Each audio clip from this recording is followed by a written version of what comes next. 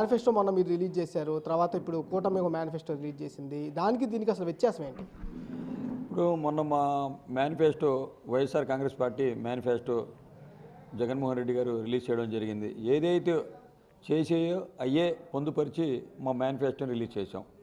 అందులో చక్కగా దఫల వారీగా ఒక దఫల వారీగా పెన్షన్ పెంచుతాం 2 దఫాలుగా, అలాగే అమ్మ ఒడి, అలాగే రైతు భరోసా, అలాగే వాహన మిత్ర, అలాగే బీమా పథకాలు అన్నీ ఏదైతే ప్రజలకు అవసరాలు ఉన్నాయో ఆ అవసరాలకు అనుగుణంగా వాటిని కొద్దిగా పెంచి ప్రజల్లోకి స్పష్టంగా ఈ అయితే మేము చేయగలుగుతున్నాం, చేస్తాం అని చెప్పి హామీ ఇచ్చి ఒక మేనిఫెస్టోని రిలీజ్ చేశారు. ప్రజలు చాలా ఆనందంగా ఉన్నారు.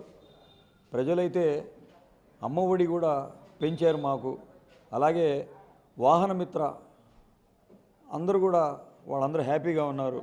10,000 నుంచి 20,000 చేశారు. వాళ్ళకి బీమా సౌకర్యాన్ని కల్పించారు. అలాగే రైతు భరోసా, రైతులు కూడా ఆనందంగా ఉన్నారు జగనన్న మేనిఫెస్టోని చూసి. అనేక సదుపాయాలు, ఈబీసీ నేస్తం, అలాగా ప్రజలకి ఏదైతే జగనన్న చేస్తారో అదే చెప్పారు. చెయ్యనివి అసలు చెప్పలా. గతంలో లాగా చంద్రబాబు నాయుడు మాయా హామీలు ఇచ్చి 600 హామీలు ఇచ్చేసి ఆ హామీలు చేయకుండా ప్రజలకి మభ్యపెట్టిన ఘనత చంద్రబాబు నాయుడుది.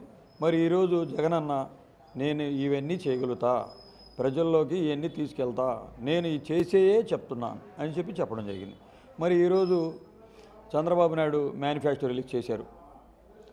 ఆ మేనిఫెస్టోలో కూటమి అన్న తర్వాత ఒక భారత ప్రధాని గారి ఒక ఫోటో కూడా లేదు.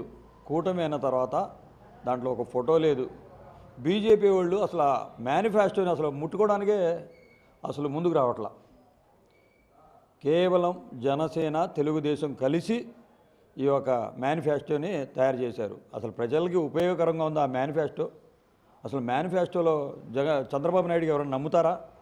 ఆ మేనిఫెస్టో చూసి అసలు అర్థం పర్థం లేని మేనిఫెస్టోని తయారు చేసి ప్రజలకి మళ్ళీ మభ్యపెట్టి మళ్ళీ ఈ కూటమి మాయ కూటమి మళ్ళీ అధికారంలో రావాలని చెప్పి దురుద్దేశంతో ఈ యొక్క కార్యక్రమాలు ఏర్పాటు చేస్తున్నారు. ముందుగా ఈ కూటమిలో ఒకరికొకరు పడట్లా, వాళ్ళలో సమిష్ట లేదు.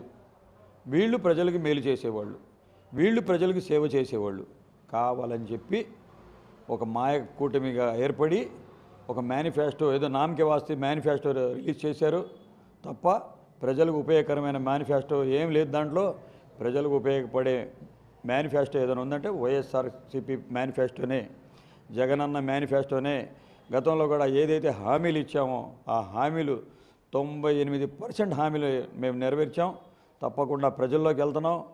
ప్రజలకి మేము ఏదైతే చేయగలుగుతున్నామో, ఏదైతే చేస్తున్నామో అదే చెప్పి మేము ముందుకెళ్తున్నాం. కానీ తెలుగుదేశం లాగా చెయ్యనివి కూడా చేస్తాం, అది ఇస్తాం, ఇది ఇస్తాం, లేకపోతే సింగపూర్ చేసేస్తాం, జపాన్ చేసేస్తాం, లేకపోతే అభివృద్ధి చేసేస్తాం, ర్యాకెట్లు తీసుకొచ్చేస్తాం పశ్చిమ నియోజకవర్గంలో అని చెప్పట్లా. కేవలం మాయ మాటలు, బూటకు మాటలు, అబద్ధాలు తీసుకొచ్చేసి ప్రజలందరినీ మేము అది ఇచ్చేస్తాం, డబ్బులు ఇచ్చేస్తాం, 14వ తారీఖు కనబడండి మీరు, మేము అది ఇచ్చేస్తాం అని చెప్పి చెప్తున్నారు తప్ప వాళ్ళు చేసిందంతా శూన్యం. వాళ్ళు ఏం చేయలేరు. వాళ్ళకే ఒక విధి విధానం లేదు, ఒక సమిష్ట లేదు. వాళ్ళే గొడవలు ఆడుకుంటున్నారు. కంపల్సరీగా సుజనా చౌదరి వస్తే పశ్చిమ నియోజకవర్గంలో ఎలాంటి అభివృద్ధి సాగిందో నేను చూపిస్తానంటూ కూడా వైసీపీ అభ్యర్థి ఆసిఫ్ అయితే సవాల్ చేసిన పరిస్థితి కూడా కనిపిస్తూ ఉంది. ఏదైతే నిన్న విడుదల చేసిన ఏదైతే మేనిఫెస్టో ఉందో అది అబద్ధాలపు మేనిఫెస్టో అంటూ కూడా, నెరవేర్చలేని హామీలు అంటూ కూడా ఆయన చెబుతున్న పరిస్థితి కనిపిస్తూ ఉంది. కెమెరామెన్ అబ్రాద్తో మల్లికార్జున, బిగ్ టీవీ, విజయవాడ.